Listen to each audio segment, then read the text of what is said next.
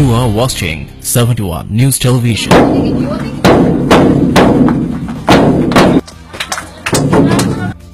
2015 সালে প্রায় 20 জন ছাত্রছাত্রী নিয়েই ভাড়াঘরে বিদ্যালয়টির যাত্রা শুরু হয়।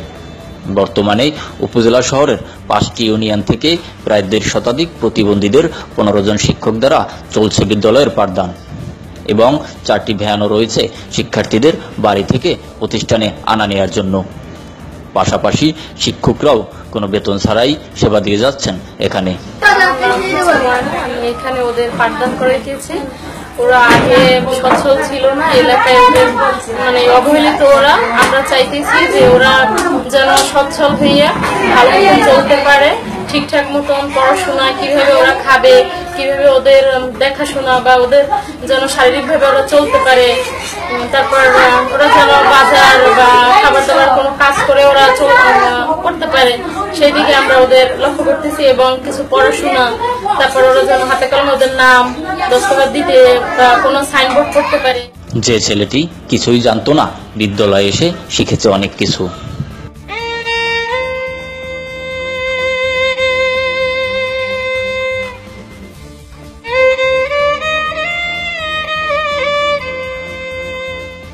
তবে বিদ্যালয়টির ব্যয়ভার বহন করছেন ঐক্যবদ্ধ সেবা সংস্থা। বিগত 3.5 বছরেও কোনো সরকারি সহযোগিতা পাননি বিদ্যালয়টি, এমনটাই জানালেন বিদ্যালয়ের প্রতিষ্ঠাতা সভাপতি বীর মুক্তিযোদ্ধা আব্দুল হাকিম খান। আমরা গভর্নমেন্ট কিংবা আমাদের উপজেলা যারা নেতৃস্থানীয় উপজেলা চেয়ারম্যান বা উপজেলা পরিষদ থেকে, ইউনিয়ন পরিষদ থেকে কিংবা ওই জেলা পরিষদ থেকে আমরা এখনো পর্যন্ত কোনো সাহায্য পাইনি।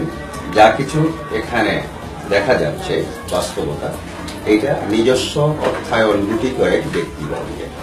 সেই সুবাদে আমরা এখন এই বিদ্যালয়টা পরিচালনা করার মতো সুযোগ পেয়েছি। এই বিদ্যালয়ে এখন বর্তমানে ছাত্রছাত্রীর সংখ্যা প্রায় 150 হতে পারে। আগে তাদের বোঝা ছিল, এখন তারা মনে করে যে এই সকল ছেলে মেয়ে আমাদের বোঝা নয়। তো আমি বলতে চাচ্ছি, একটা অটিস্টিক বিদ্যালয় পরিচালনার জন্য যে সকল অবকাঠামো দরকার, যে স্পেস দরকার, যে সকল সুযোগ সুবিধা দরকার, সেই সকল সুযোগ সুবিধা এখনো আমাদের পর্যাপ্ত নেই।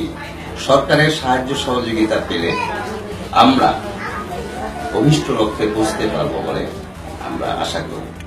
উপজেলার সুযোগ্য নির্বাহী অফিসার রায়হান আহমেদ জানান, এটা আমার নলেজে এসেছে যে এই স্কুলটি 150 জন শিক্ষার্থী নিয়ে চলছে এবং সবই শিক্ষার্থী খুব ভালোভাবে পাঠন করছে এখানে। কিন্তু দুঃখজনক বিষয় হচ্ছে এখানে সরকারি কোনো সহযোগিতা তারা এখানে পায়নি। তো এটা আমার নলেজে এসেছে কিছুদিন আগে। আমি এটা শিক্ষা ডিপার্টমেন্ট অথবা সমাজসেবা অধিদপ্তর অথবা আমাদের এখানে যে লোকাল গভর্নমেন্ট আছে তারা স্কুল নিয়ে কাজ করে, আমি আমার সাধ্যমতো চেষ্টা করবো যাতে করে ভবিষ্যতে যখন আমাদের ফান্ডিংগুলো গভর্নমেন্ট থেকে আসে তখন আমরা ওখানে ফান্ডিংগুলো যাতে যায়। পটুয়াখালী থেকে সাইফুল ইসলাম, 71 নিউজ টিভি।